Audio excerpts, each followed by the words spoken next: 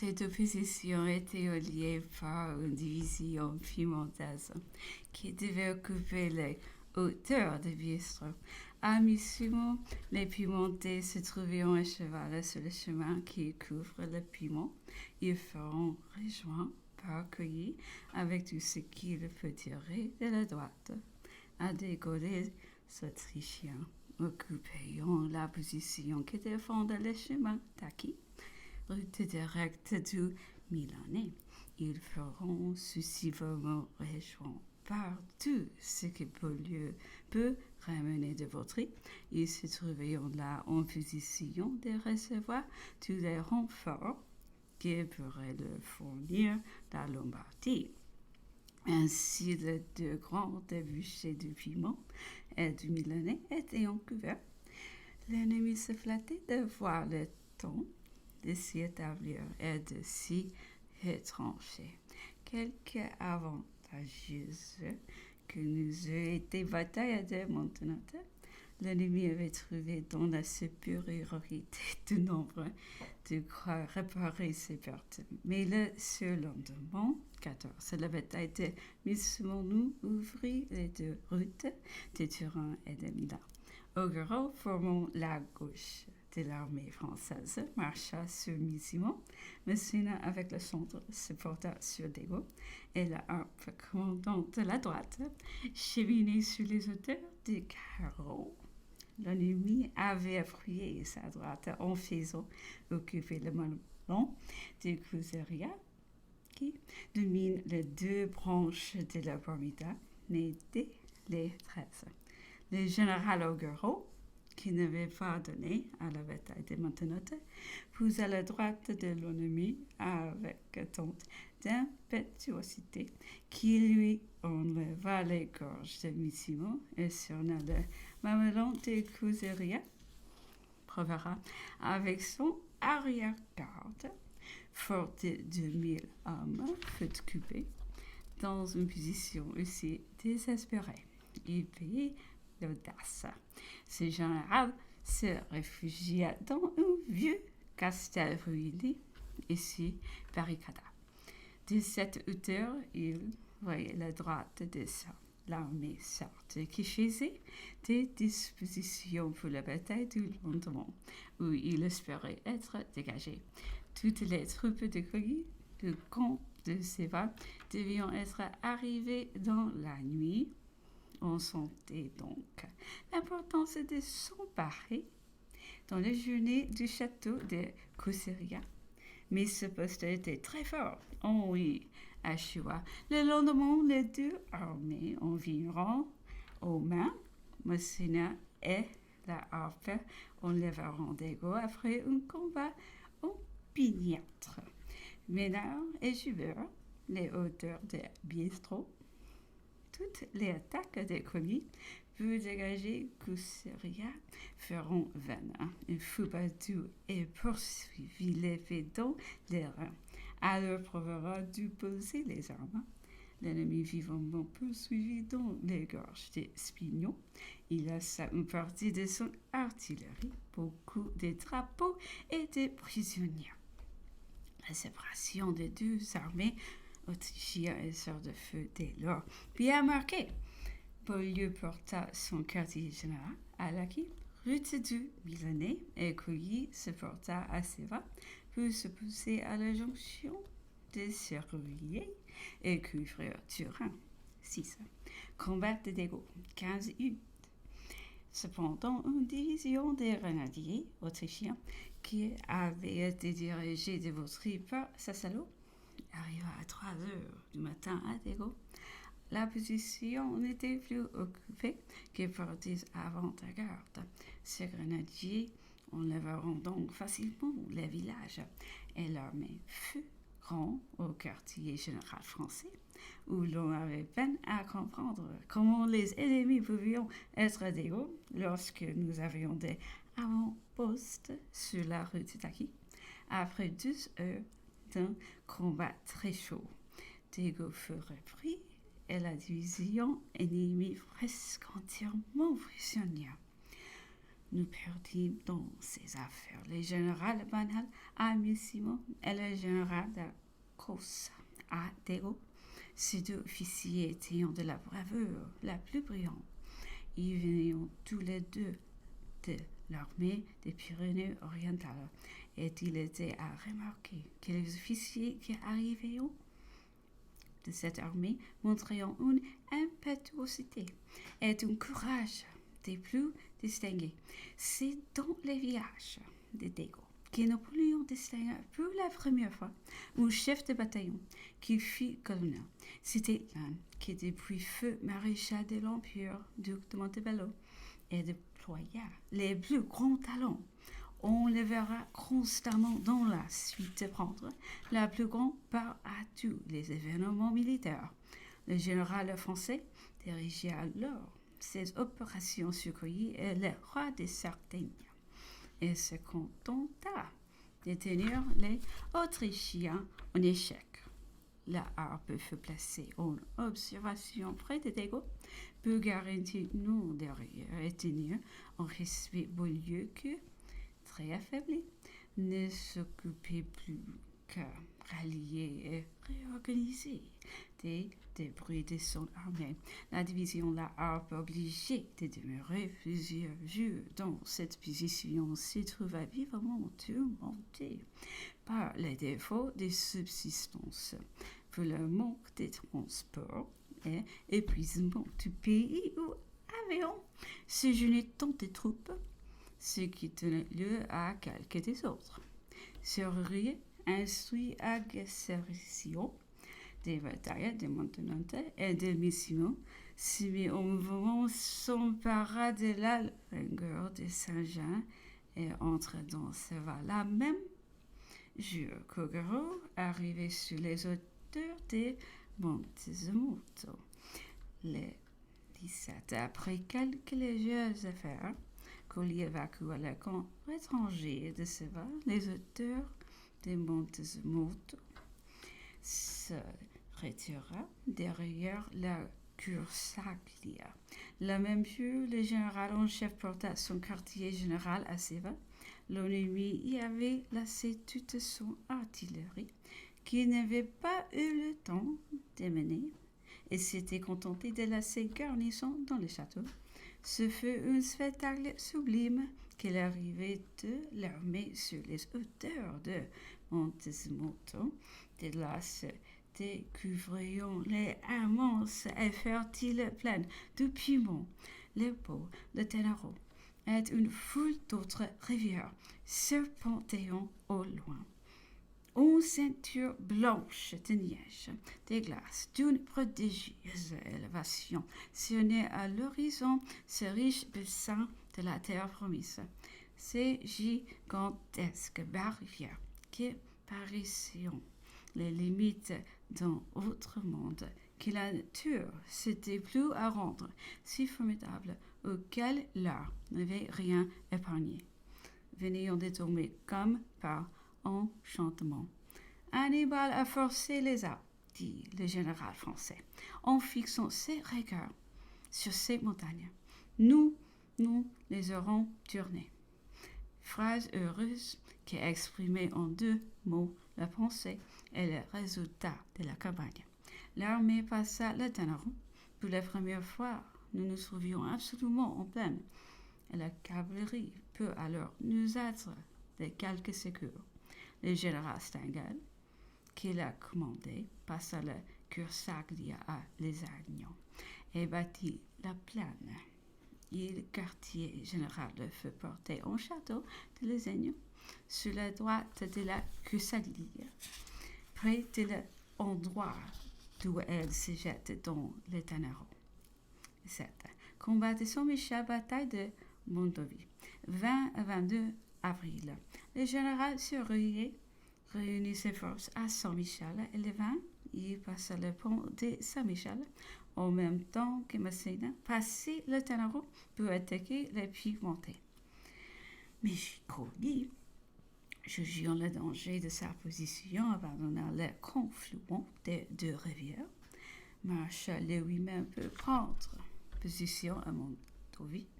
Il se trouva par une circonstance fortuite avec ses forces précisément devant Saint-Michel, comme le général serrurier de Boucher du Pont. Il fit halte à lui opposa des forces supérieures et le força de se replier. Serrurier se fut pourtant maintenu dans Saint-Michel si un de ses régiments d'infanterie légère ne se fut livré au village. Le général français de Boucher de 22 par le pont d'Éteur et se porta sur Mondeville, qui y avait déjà élevé quelques redoutes et s'y trouverait en position à droite à Notre-Dame des Bicots et son centre à la Bicoque. Dans la journée même, Serrurier enleva la redoute de la Bicoque et décida de la bataille, qui a pris le nom de Mondeville. Cette ville et tous ses magasins tomberont au pouvoir du vainqueur. Le général Stengel, qui n'était trop éloigné en plaine avec un millier de chevaux, fut attaqué par les Piémontais, double en force. Il fit toutes les dispositions qu'on devait attendre d'un général consommé et opérer sa retraite sur ses renforts. Lorsque, dans une charge, il tomba blessé à mort d'un coup de pointe. Le général Murat, à la tête de la cavalerie, repoussa les Piémontais et les poursuivit à son tour pendant quelques heures. Le général Stengel, assassin, était un excellent officier des hussards. Il avait servi sous de Murier aux campagnes du Nord, était adroit, intelligent, alerte. Il réunissait les qualités de la jeunesse à celles de l'âge avancé. C'était un vrai général d'avant-poste. 2 ou 3 jours avant sa mort, il était entré le premier dans les Unions. Le général français y arriva quelques heures après et quelque chose dont il eut besoin, tout était prêt. Le défilé, les quais avaient été reconnus, des guides ayant assuré, le curé, le maître de poste ayant été interrogés, des intelligences étant déjà liées avec les habitants. Des espions étaient envoyés dans plusieurs directions, les lettres de la poste saisies, et celles qui pouvaient en donner des renseignements militaires traduites et analysées. Toutes les mesures étaient prises pour former des magasins de subsistance pour rafraîchir la troupe. Malheureusement, Stendhal avait la vue basse, défaut essentiel dans sa profession qui lui devint funeste et contribua à sa mort. Après la bataille de Mondeville, le général en chef marcha sur Cherasque, Serrurier se porta sur Fossano et Augereau sur Alba. 8 prix de Cherasque. 25 avril, ces 3 colonnes entreront à la fois le 25 avril dans Cherasque, Fossano et Alba. Le quartier général de Coulier était à Fossano. Les jours même que Serrurier l'ont délogé, Cherasque à l'embouchure de la Sturne et du Ténéron était forte, mais mal armée au point approvisionnée parce qu'elle n'était pas frontière. Le général français attachait une grande importance à sa possession. Il y trouva du canon et fit travailler à force à la mettre en état de défense. L'avant-garde passa la Stura et se porta au-delà de la petite ville de Bras. Cependant, la jonction de Serrurier nous avait permis de communiquer avec Nice par Pont-de-Nava.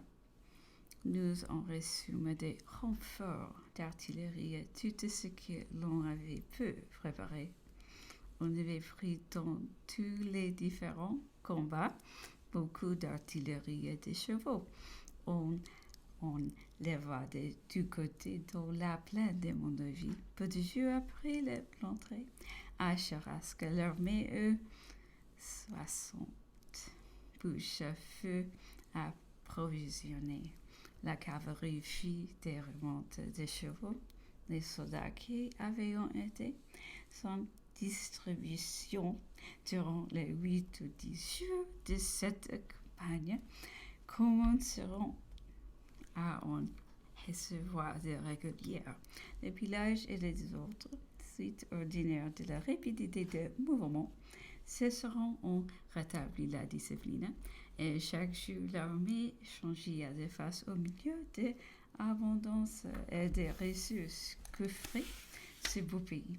Les pertes se répareront, la rapidité des mouvements, l'impétuosité des troupes et surtout l'art de les opposer toujours à l'ennemi, au moins en nombre égal et souvent en nombre supérieur.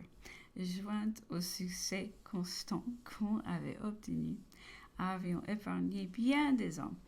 D'ailleurs, les soldats arrivaient par tous les débouchés, de tous les dépôts, de tous les hôpitaux.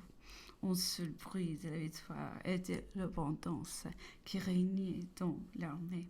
On trouva un piment de tous les vins, ceux de Montferrat ressemblant au vin de France. La misère avait été telle, jusqu'à là dans l'armée française, qu'on oserait à peine la décrire. Les officiers depuis plusieurs années ne recevions que 8 francs par mois et l'état-major était entièrement en pied. Le maréchal Berthier conservait dans ses papiers une autre toujours d'Albenga qui accordait une gratification de 3 louis à chaque général. 9. Armistice de Charasca, le 28 avril. L'armée n'était plus éloignée que du lieu de terrain. La cour de Sardaigne ne savait plus à quoi se résoudre. Son armée était découragée et en partie détruite. L'armée autrichienne réduite de plus de moitié semblait noire. L'autre pensait que découvrir Milan. Les esprits étaient fort agités dans tous les piments. Et la cour ne jouissait nullement de la confiance publique. Elle se mit à la discrétion du général français et sollicita un armistice. Seul Huissier y accéda. Bien des personnes eussent préféré que l'armée eût marché et se fût emparée de Turin. Mais Turin est une place forte. Si l'on voulait enfermer la porte, on avait besoin d'un train d'artillerie qu'on n'avait pas pu les faire ouvrir. Les rois avaient encore un grand nombre de forteresses, et malgré les victoires qu'on venait de remporter, les moindres échecs, les plus légers caprices de la fortune les plus vêtues renversaient. Les deux armées ennemies, malgré leurs nombreux rêveurs, étaient encore égales à l'armée française. Elles avaient une artillerie considérable et surtout une cavalerie qui ne veut pas s'y faire.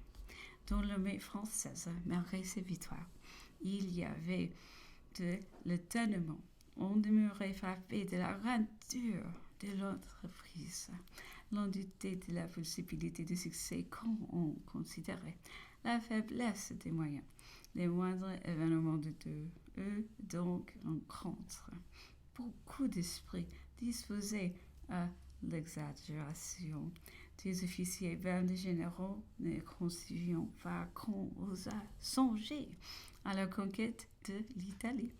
Avec aussi peu d'artillerie, sans presque de cavalerie, et avec une armée aussi faible que les maladies éloignement de la patrie et l'ayant affaiblir chaque jour, on trouve des traces de ce sentiment de l'armée dans la proclamation suivante du général en chef qui adressa à ses soldats à Charasca. Soldats, vous avez en 15 jours remporté 6 victoires, pris 21 drapeaux, 55 pièces de canon, plusieurs places fortes et conquis la partie la plus riche du Piémont. Vous avez fait 15 000 prisonniers, tué ou blessé plus de 10 000 ans, vous étiez jusqu'ici battu pour des rochers stériles, illustrés par votre courage, mais inutile à la patrie. Vous égalez aujourd'hui pour vos services l'armée conquérante de la Hollande et du Rhin. Dénué de tout, vous avez supplié tout. Vous avez gagné des batailles sans canon, passé des rivières sans pont, fait des marches forcées sans souliers, bivouaqué sans eau de vie et souvent sans pain. Les phalanges républicaines, les soldats de la liberté étaient seuls capables de souffrir ce que vous avez souffert. Grâce à vous, on soit rendu soldats. La patrie reconnaissante vous devra en partie sa prospérité. Et si vainqueur de Toulon, vous présagiate la mortelle campagne de 1793. Vos victoires actuelles en présageant une plus belle encore. Les deux armées qui naguère vous atteillons avec audace feront épouvanter devant vous les hommes pervers qui, riant de votre misère, se réjouissent dans leur pensée des triomphes de nos ennemis sont confondus et tremblants. Mais, soldats, il ne faut pas vous les désolmer. Vous n'avez rien fait puisqu'il vous reste encore à faire. Ni Turin, ni Milan, ni sont à vous. Ces cendres des vainqueurs de Tarquin sont encore foulées par les assassins de Basseville. Vous étiez de nous des doutes au commencement de la campagne. Vous êtes aujourd'hui abondamment poursuivis. Les magasins pris à vos ennemis sont nombreux. L'artillerie de siège et de campagne est arrivée. Soldats, la patrie doit attendre de vous des grandes choses. Justifierez vos noms sans attente. Les plus grands obstacles sont franchis sans doute, mais vous avez encore des combats à livrer, des villes à prendre, des rivières à passer. En est-il entre nous dont le courage se mollissait? En est-il que préférerions retourner sous les sommets de l'Avenir et les Alpes, essuyer patiemment les injures de cette soldatesque esclave? Non! Il n'en est pas parmi les vainqueurs de Montenotte, de Musimon, de Dégo, de Monteville, toutes brûlantes et portées au loin les gloires du peuple français. Tout voulant humilier ces rois orgueilleux qui osaient méditer de nous donner des fers. Tout voulant dicter un pays glorieux et qui indemnise la patrie des sacrifices immenses qu'elle a faits. Amis, je vous la promets de ces conquêtes, mais il est une condition qu'il faut que vous juriez de remplir, c'est de respecter le peuple que vous délivrez, c'est de réprimer les villages horribles auxquels se portent ce qu'elle aura de susciter pour vos ennemis. Sans cela, vous ne serez point les libérateurs des peuples, vous en seriez les flots. Vous ne serez pas à l'honneur du peuple français et vous décevrez vos victoires, vos courages, vos succès, les sangs de nos frères morts au combat. Tout serait perdu, même l'honneur et la gloire. Quant à moi et au général qui ont votre confiance, nous rougirions de commander à une armée sans discipline, sans frein, qui ne connaîtrait des lois que la force, mais investie de l'autorité nationale forte de la justice et par la loi. Je saurais faire respecter ce petit nombre d'hommes sans courage, sans cœur, les lois de l'humanité et de l'honneur qui foulent aux pieds. Je ne souffrirai pas que des brigands souillons vous l'auriez. Je ferai exécuter à la rigueur des règlements que j'ai fait mettre à l'ordre. Les pillards seront impétuablement fusillés. Déjà plusieurs l'ont été. J'ai eu lieu de remarquer avec plaisir l'empressement avec lequel les bons soldats de l'armée se sont portés à faire exécuter les ordres. Peuple d'Italie, l'armée française vient peu rompre vos chaînes. Le peuple français est l'ami de tout le peuple. Venez avec confiance devant elle. Vos propriétés, votre religion et vos usages seront respectés. Nous ferons la guerre en ennemis généraux. Et nous non vous dirons que vous asservissons